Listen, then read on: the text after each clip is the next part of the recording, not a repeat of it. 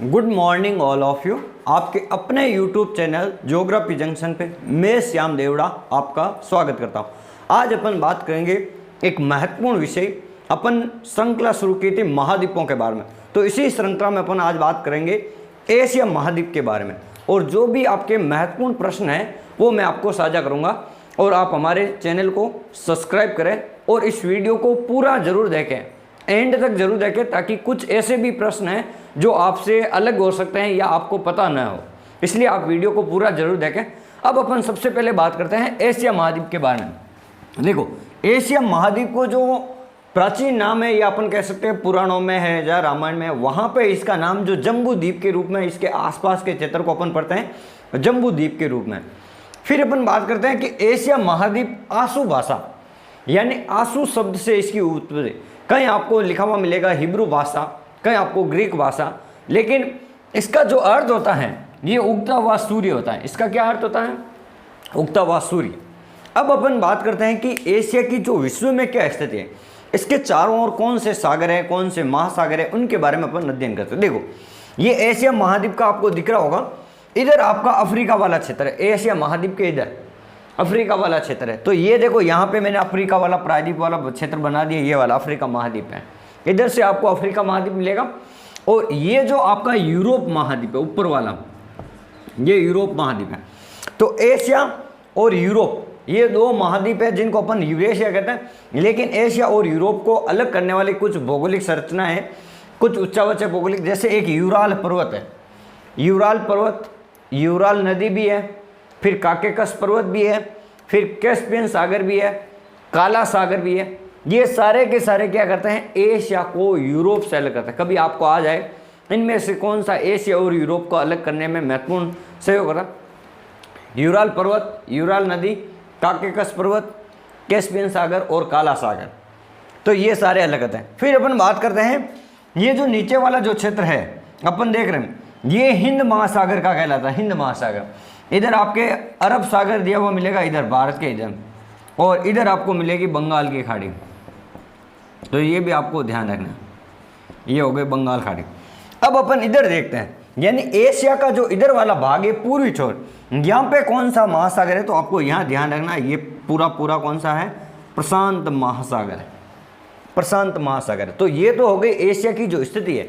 और जो उत्तर में है, एशिया के उत्तर में आधे भाग में जो आपके आर्कटिक महासागर फैला हुआ है, तो ये भी आपको ध्यान रखना। तो ये तो हो गई चारों ओर की जो एशिया की स्थिति। अब अपन बात करते हैं जो एशिया महाद्वीप है, ये क्षेत्रफल की दृष्टि से और जनसंख्या दोनों की दृष्टि से विश्व में पहला स्थान रखता है। यानी विश्व का सबसे बड़ा महाद्वीप पूछा जाए एशिया महाद्वीप सबसे नंबर 1, जनसंख्या में पूछा जाए तो भी नंबर 1 है। क्यों? क्योंकि यहाँ पे जो दक्षिण पूर्वी जो एशियाई देश थे या दक्षिण एशियाई देश थे, यहाँ पे जनसंख्या सर्वाधिक पाई जाती है। विश्व की लगभग 60% जनसंख्या एशिया महाद्वीप में। तो ये भी ध्यान रखना। और एशिया विश्व का लगभग 30% क्षेत्रफल 1/3 भाग पर फैला हुआ। तो ये भी ध्यान, क्योंकि यहाँ पर चीन जैसे बड़े बड़े देश थे, ये जो अपन कह सकते हैं दूसरा तीसरा नंबर स्थान रखता है चीन क्षेत्रफल में। तो ये बड़ा देश यहाँ पर है, एशिया महाद्वीप का भी बड़ा है। तो ये भी आपको ध्यान रखना। अब अपन इसमें बात करते हैं कि एशिया महाद्वीप में सबसे पहले तो अपन बात करेंगे, यहाँ पे 2-3 जल संधियाँ हैं। तो देखो, यहाँ पे देखो, ये आपका एशिया का जो पूर्वी भाग है, यहाँ अपन कह सकते हैं कमचट का प्रायद्वीप है। ये कमचट का प्रायद्वीप जो साइबेरिया वाला क्षेत्र है, ये वाला। और इधर जैसे ये उत्तरी अमेरिका वाला महाद्वीप है, तो इसमें उत्तरी अमेरिका महाद्वीप में इधर आपका अलास्का क्षेत्र है। तो अलास्का और कमचट का प्रायद्वीप के मध्य है बेरिंग जल संधि, जिनका अध्ययन अपन ने उत्तरी अमेरिका महाद्वीप के संदर्भ में भी किया था। तो ये उत्तरी अमेरिका महाद्वीप और एशिया महाद्वीप को अलग करने के लिए बेरिंग जल संधि, और यहाँ पे बेरिंग सागर भी है। और इसी बेरिंग जल संधि से विश्व की जो 180 डिग्री पूर्वी देशांतर रेखा है, पश्चिमी देशांतर, ये 180 डिग्री जो रेखा है, ये अंतर्राष्ट्रीय तिथि रेखा के रूप में जानी जाती है। तो आपको ध्यान रखना है, अंतर्राष्ट्रीय तिथि रेखा कौन सी जल संधि से होकर गुजरती है? तो 180 डिग्री आपको ध्यान रखना, बेरिंग जल संधि से होकर गुजरती है। तो ये हो गया आपका इधर वाला भाग। फिर अपन बात करते हैं, देखो यहाँ पे एक है मलेशिया, मलाया प्रायद्वीप, और इधर है आपका इंडोनेशिया है, जावा है, सुमात्रा। तो सुमात्रा व मलाया प्रायद्वीप के मध्य मलक्का जल संधि है। कौन सी जल संधि है? मलक्का जल संधि है। मलेशिया, मलाया प्रायद्वीप और आपका सुमात्रा इंडोनेशिया का द्वीप इसके मध्य। अब जो इंडोनेशिया का जावा और सुमात्रा द्वीप है, इनके जो मध्य है ना, इनको कहते हैं सुंडा जल संधि। क्या कहते हैं? सुंडा जल संधि। फिर अपन बात करते हैं ये जो जापान के जो द्वीप समूह हैं, तो जैसे देखो आपको पता होना चाहिए, ये एक द्वीप है सखालिन, सखालिन द्वीप है, और इधर आपके जापान के 4 देश है, होक्काइडो, होन्शु, शिकोको, क्यूशु। तो इनका क्रम भी आपको ध्यान रखना है। जैसे मैं यहाँ लिख देता हूँ इनका क्रम, यूरोप कोटक है, होक्काइडो, होन्शु, शिकोकू और क्यूशु। सबसे बड़ा ये वाला है, इस पे जापान की राजधानी टोक्यो है। जितने भी जो बड़े बड़े ओसाका है, नागोया है, ये सारे देश इसी पे है, इसी पे शहर स्थित है, होन्शु द्वीप है। अब देखो होक्काइडो और होन्शु के मध्य जो जल संधि है, होक्काइडो और होन्शु के मध्य जो जल संधि है ना, इसको कहते हैं सुगारू जल संधि। होक्काइडो और होन्शु के मध्य है सुगारू जल संधि। अब देखो एक द्वीप है होक्काइडो, ये ऊपर वाला होक्काइडो, और यहाँ पे एक द्वीप है सक्कालिन द्वीप। होक्काइडो और सक्कालिन द्वीप के मध्य जो जल संधि है ना, उसको अपन क्या कहते हैं? सोया जल संधि कहते हैं, सोया जल संधि। तो ये भी आपको ध्यान रखना। अब देखो ये जापान है, और इधर आपका दिया हुआ मिलेगा आपको ये वाला सक्कालिन द्वीप है, और इधर ही आपको ताइवान मिलेगा। जापान के इधर उत्तरी कोरिया, दक्षिण कोरिया, ताइवान, फिलीपींस, ये वाले द्वीप प्रशांत महासागर। तो यहाँ पे है आपका उत्तरी कोरिया, दक्षिण कोरिया, अपन सीधा कह सकते हैं कोरिया। तो जापान के द्वीप और कोरिया के मध्य जो जल संधि है ना, उसको अपन कहते हैं सुसीमा जल संधि। क्या कहता है? जापान और कोरिया के द्वीपों के मध्य जो जल संधि, उसे अपन क्या कहते हैं? सुसीमा जल संधि कहते हैं। तो ये 3-4 जल संधि हो गई इधर। फिर अपन बात करते हैं, एक भारत और श्रीलंका के बीच में पाक जल डमरू मध्य रेखा है, मन्नार की खाड़ी। फिर अपन बात करते हैं, देखो ये वाला, यहाँ पर एक तो अफ्रीका और एशिया महाद्वीप को, अफ्रीका और ये अरब प्रायद्वीप, इनको अलग करने वाली अगर जल संधि पूछी जाए तो बाब अल मंदेव जल संधि, बाब अल मंदेव जल संधि। और इसी बाब अल मंदेव जल संधि को अपन आंसुओं का द्वार कहते हैं, आंसुओं का प्रवेश द्वार। तो ये भी आपको ध्यान रखना, आंसुओं का प्रवेश द्वार किसको कहा गया है? बाब अल मंदेव जल संधि को कहा गया। फिर अपन बात करते हैं या ओमान की खाड़ी में, ये ओमान की खाड़ी है, तो यहाँ पे हारबुज जल संधि है। कौन सी जल संधि है? हारबुज जल संधि है। तो ये हो गई आपकी जल संधियाँ, जो मैंने 4-5 जो एशिया महाद्वीप के बारे में थी वो मैंने आपको बताया। देखो बेरिंग जल संधि हो गई, सुसीमा जल संधि हो गई, सोया जल संधि हो गई, सुगारू जल संधि हो गई, इधर आपका सुंडा जल संधि हो गई, मलक्का जल संधि हो गई, और यहाँ पे हो गई आपकी हारबुज जल संधि हो गई, और यहाँ पे हो गई आपकी बाब अल मंदेव जल संधि। अब अपन इसमें ये तो हो गई जल संधियाँ। अब अपन मरुस्थल की बात करते हैं। 2 मरुस्थल है जो प्रमुख है। एक तो देखो ये मंगोलिया है, ये बीच में चीन और रूस के बीच में, तो यहाँ पर गोबी मरुस्थल है। कौन सा मरुस्थल है? गोबी मरुस्थल। ये ना ठंडा मरुस्थल है, शीतोष्ण मरुस्थल है। तो गोबी मरुस्थल है एशिया में, ठंडा मरुस्थल। फिर देखो भारत और ये पाकिस्तान वाला जो क्षेत्र है ना, यहाँ पे थार मरुस्थल है। कौन सा मरुस्थल है? थार। और ये गर्म मरुस्थल है, उष्ण मरुस्थल है, थार मरुस्थल। फिर अपन बात करते हैं, देखो यहाँ पे अरब प्रायद्वीप, यहाँ पे देखो ईरान, इराक, कतर, बहरीन, ये जितने भी जो क्षेत्र है, सऊदी अरब है, यूएस है, यहाँ पे इनको अपन मिला के, इन अरब कंट्रीज को मिला के, ये पश्चिम एशिया के देशों को मिला के अपन कहते हैं अरब प्रायद्वीप। विश्व का सबसे बड़ा प्रायद्वीप पूछे तो अरब प्रायद्वीप, वो भी आपका एशिया में। तो इसके बारे में क्या ध्यान रखना है कि अरब प्रायद्वीप में विश्व का सबसे बड़ा प्रायद्वीप है। यहाँ पर ईरान में दस्त-ए-लूर और दस्त-ए-कबीर 2 मरुस्थल है। दस्त-ए-लूर और दस्त-ए-कबीर कहाँ पे है? आपके ईरान में है, ईरान में।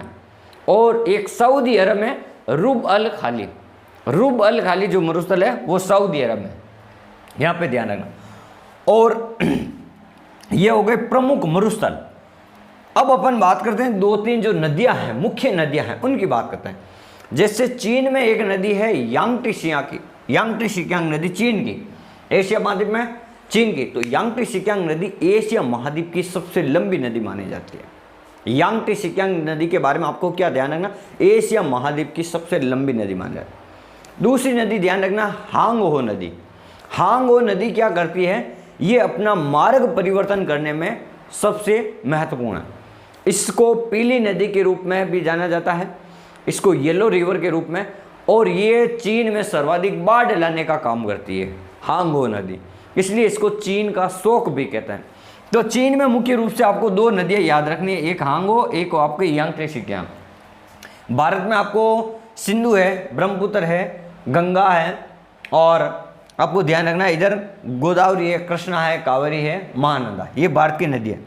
एक यहाँ आपको ध्यान रखना, दक्षिण पूर्वी जो एशियाई देश है, यहाँ एक नदी है मेकांग नदी, और एक नदी यहाँ आती है इरावदी नदी।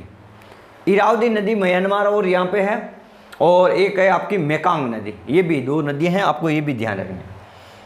फिर अपन बात करते हैं, एक यहाँ पे देखो दिया हुआ सागर, अरल सागर। अरल सागर धीरे धीरे क्या हो रहा, सिकुड़ रहा, तो ये भी ध्यान रखना। अरल सागर में सिर दरिया और अम्मू दरिया दो नदियां आकर इस सागर का निर्माण करती है। इस सागर में पानी लाने के जल स्रोत के रूप में काम करती है सिर दरिया और अम्मू दरिया, तो ये भी आपको ध्यान रखना। अब देखो मंगोलिया है ना, एशिया महाद्वीप में जो सबसे बड़ा, जो अपन कह सकते हैं, या एशिया महाद्वीप में स्थलबद्ध देशों में माना जाता है। एक तो मंगोलिया, और दूसरा देखो लाओस। ये देखो यहाँ पे दिया हुआ, ये वियतनाम है, थाईलैंड है, यहाँ बीच में यहाँ दिया हुआ लाओस, तो ये भी एक स्थलबद्ध देश माना जाता है। फिर अपन बात करते हैं, देखो यहाँ दो रेखाएं गुजरती हैं।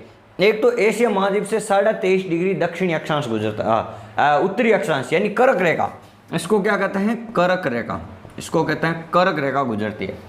फिर देखो ये वाली कर्क रेखा आ गई, और ये जो जावा सुमात्रा जो इंडोनेशियाई द्वीप समूह है, इनसे होकर आपकी 0 डिग्री भूमध्य रेखा गुजरती है। तो आधे जो द्वीप हैं नीचे आ जाते हैं भूमध्य रेखा से, आधे ऊपर। तो अपन ये भी कह सकते हैं एशिया महाद्वीप दोनों गोलार्धों में स्थित है, उत्तरी गोलार्ध और दक्षिणी गोलार्ध, तो ये भी आपको ध्यान रखना। अब जो एशिया महाद्वीप की, जैसे ये विश्व का मैप है, इस विश्व के मैप में एशिया महाद्वीप की जो स्थिति है, देखो 0 डिग्री से इधर है ये विषुवत रेखा से, तो ये उत्तर पूर्वी गोलार्ध में स्थित है, उत्तर इधर पूर्वी गोलार्ध में। तो ये भी आपको ध्यान रखना, पूर्वी गोलार्ध में आधा उत्तर में है, और कुछ जो द्वीप है वो आपकी दक्षिण गोलार्ध में। तो पूर्व और पश्चिम पूछे तो पूर्वी गोलार्ध में एशिया, तो ये भी आपको ध्यान रखना है एशिया महाद्वीप के बारे में, कौन से गोलार्ध में है। फिर अपन बात करते हैं, देखो ये जो रूस का वाला क्षेत्र, इसे अपन साइबेरिया क्षेत्र कहते हैं। रूस वाले क्षेत्र को साइबेरिया क्षेत्र कहते हैं। ये ठंडे प्रदेश वाला क्षेत्र है। यहाँ पर एक झील है बेकाल झील, जो विश्व की सबसे गहरी झील मानी जाती है, बेकाल झील। और यहीं पर एक बरकोयास्क ठंडा स्थान है। बरकोयास्क सबसे जो तापमान, न्यूनतम तापमान दर्ज किया गया है वो बरकोयास्क रूस है।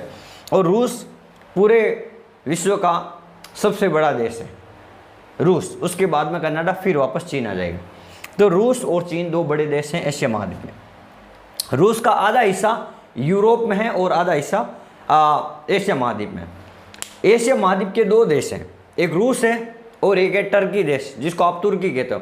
ये दोनों देश यूरोप और एशिया दोनों महाद्वीपों का भाग है, तो ये भी आपको ध्यान रखना। और टर्की, जो तुर्की देश है या तुर्की देश है, कहीं आपको टर्की मिलेगा, कहीं तुर्की मिलेगा, इसे एशिया माइनर के नाम से भी जानते हैं, तो ये भी आपको ध्यान रखना। फिर अपन बात करेंगे, देखो ये जो प्रशांत महासागर है, यहाँ पे एक द्वीप आता है ऑस्ट्रेलिया के उत्तर में, पापुआ न्यू गिनी।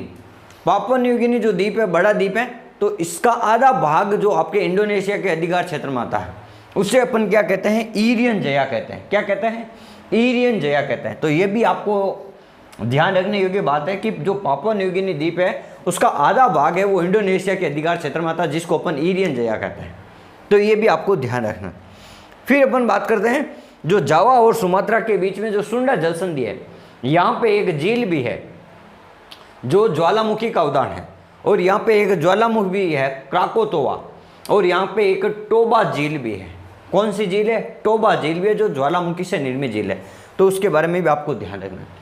अब देखो यहाँ पे एक देश है, पाक देश है, पाकिस्तान, तो उसे अपन नहरों का देश कहते हैं। किसका देश कहते हैं, नहरों का देश कहते हैं।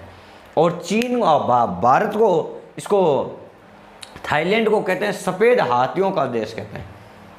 और बांग्लादेश है इधर भारत के पास वाला पड़ोसी देश बांग्लादेश, इसे कहते हैं नदियों का देश। क्या कहते हैं? नदियों का देश। तो ये भी आपको ध्यान रखना, इस महाद्वीप के जो कभी उपनाम पूछ लिया जाए देशों के तो आपको ये ध्यान रखना, बांग्लादेश को नदियों का देश और इसे अपन क्या कहते हैं? नहरों का देश कहते हैं। और विश्व की सबसे बड़ी जो नहर है, इंदिरा गांधी जो नहर है, वो आपकी भारत में है। और भारत में भी कुछ हिस्सा, अधिकांश हिस्सा आपका राजस्थान में। ये भी आपको ध्यान रखना, इंदिरा गांधी नहर कहाँ पे है, विश्व की सबसे बड़ी नहर है, ये भी आपको ध्यान रखना। अब अपन बात करते हैं, देखो जल संधियाँ बता दी मैंने, नदियाँ बता दी जो प्रमुख थी, मरुस्थल मैंने आपको बता दिए। और इसके चारों ओर जो सागर है, जैसे देखो यहाँ पे आपको चीन सागर, दक्षिण पीला सागर मिलेगा, दक्षिण चीन सागर मिलेगा, ओकोस्टिक सागर यहाँ मिलेगा, यहाँ आपको अरब सागर मिलेगा, बंगाल की खाड़ी मिलेगी, यहाँ आपको और सागर मिलेगा, छोटे छोटे कई सारे सागर हैं यहाँ पर। फिर अपन बात करते हैं ओमान की खाड़ी यहाँ पे है एशिया महाद्वीप में। और अगर अदन की खाड़ी पूछे तो एशिया और अफ्रीका को अलग करने वाली खाड़ी है। और एशिया और अफ्रीका के बीच में से ये जो यहाँ से जो रास्ता जा रहा है ये लाल सागर है। और लाल सागर से फिर आगे ये जाएगा भूमध्य सागर में। तो वहाँ पे जोड़ने का काम भी कौन करता है? सुएज नहर करती है। तो ये भी आपको यहाँ से चीज़ पता होनी चाहिए कौन सा देश कहाँ पे है। फिर अपन बात करते हैं इनमें, और जो मुख्य रूप से यहाँ पे पर्वत श्रृंखलाएं, देखो भारत में हिमालय पर्वत श्रृंखला है जिसकी सर्वोच्च चोटी है आपको माउंट एवरेस्ट, सर्वोच्च चोटी हिमालय भारत में ये हो गई। फिर राजस्थान में अरावली है ये, फिर विंध्याचल है भारत में, फिर सतपुड़ा है और पूर्वी घाट और पश्चिम घाट है, ये है भारत में। यहाँ पे देखो चीन में है क्यूलुनसान टिएनशान, क्यूलुनसान टिएनशान, और यहाँ ऊपर है आपके अल्टाई पर्वत। फिर देखो यहाँ पे तुर्की है, तुर्की में एक है अनातोलिया का पठार, अनातोलिया पठार, अनातोलिया का पठार आपको पूछे कहाँ है? तुर्की में। यहाँ पे टोरस और पोंटिंग, टीबी, टी और पी, टोरस और पोंटिंग जो पर्वतमाला है वो यहाँ पे है। पाक में जो पर्वतमाला है हिंदुकुश है, सुलेमान है, कीर्थर है, ये जो पर्वतमाला है ये पाक में स्थित है। फिर अपन बात करते हैं यहाँ पे पठार के बारे में, पर्वतों के बाद में अपन पठार के बारे में बात करते हैं। तो दक्कन का पठार है जो भारत में है, दक्कन का पठार, और तिब्बत का पठार है, ये तिब्बत में विश्व का सबसे बड़ा, क्षेत्रफल की दृष्टि से बड़ा है तिब्बत का पठार। और यहाँ पे है पामीर का पठार। तो पामीर का पठार विश्व में सर्वाधिक ऊंचाई पर स्थित है, जिसे विश्व की छत के रूप में अपन जानते हैं। और यहाँ हो गए आपके अनातोलिया का पठार, ठीक है। तो ये जो 3-4 पठार है, जो सान का पठार है वो म्यांमार में है, कोराट पठार है वो आपके थाईलैंड में, कोराट का पठार। तो ये जो पठारी संरचना है वो यहाँ पे है। अब देखो यहाँ भारत में जो अरब सागर में जो द्वीप है ये लक्षद्वीप समूह है, लक्षद्वीप समूह। तो लक्षद्वीप जो समूह है ये प्रवाल भित्ति से निर्मित द्वीप है। तो ये भी बात आपको ध्यान रखनी है, प्रवाल भित्ति से निर्मित दो कौन से हैं? अरब सागर के जो लक्षद्वीप समूह है वो प्रवाल भित्ति से निर्मित द्वीप मान जाता है। फिर अपन बात करते हैं बंगाल की खाड़ी में जो द्वीप समूह बड़े, उनको कहते हैं अंडमान निकोबार द्वीप समूह।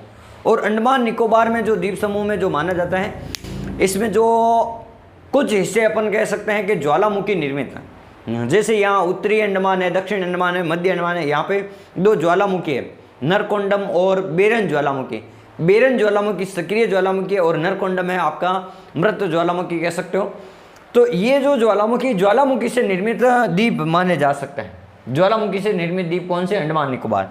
और लक्षद्वीप है ये प्रवाल भित्ति से निर्मित द्वीप है। तो ये भी आपको चीज़ ध्यान रखनी है, कौन से द्वीप है, कौन से सागर है। अब अपन बात करते हैं जो अरब प्रायद्वीप है ना, ये एशिया में, ये मध्य एशिया के कुछ क्षेत्रों में ये सबसे बड़ा तेल भंडार है विश्व में। यहाँ पर जैसे पेट्रोलियम है, ऑयल है, ये डीजल वगैरह, ये जो पेट्रोलियम भंडार, ये तेल के लिए अरब प्रायद्वीप जाना जाता है। इराक, ईरान, तहरीन, जितने भी यूएई देश है यहाँ पर तेल के भंडार है। यहाँ पर पानी कम है, तेल ज़्यादा है, ये मरुस्थलीय इलाका। फिर भी यहाँ भंडार है पेट्रोलियम के और प्राकृतिक गैस के, तो भी ये भी ध्यान रखना। और जो थार का मरुस्थल है, यहाँ पर भी पेट्रोल है, गैस है, इनके भंडार यहाँ पर भी पाए जाते हैं, और कोयला, पेट्रोलियम गैस और कोयला। अब ये जो पेट्रोलियम गैस और कोयला है, ये कौन सी चट्टानों से निकाले जाते हैं, तो आपको ये ध्यान रखना, ये अवसादी चट्टानों से निकाले जाने वाले खनिज हैं, अवसादी चट्टानों से। तो आज हमने बात की एशिया महाद्वीप के बारे में, जो बड़े बड़े जो तथ्य थे, जो आने लायक तथ्य थे, उनके बारे में अध्ययन किया। ऐसे तो एशिया महाद्वीप बहुत बड़ा महाद्वीप है, सब देशों की अलग अलग विशेषता है, लेकिन जो इम्पोर्टेंट है, वेरी इंपॉर्टेंट है, कई बार जो प्रश्न आ चुके हैं, उन प्रश्नों के बारे में आज हमने इस वीडियो के माध्यम से अध्ययन किया। और आप हमारे चैनल को सब्सक्राइब करें, अधिक से अधिक लाइक शेयर करें और अपनी पढ़ाई को निरंतर जारी रखें, हंसते रहें, मुस्कुराते रहें। धन्यवाद।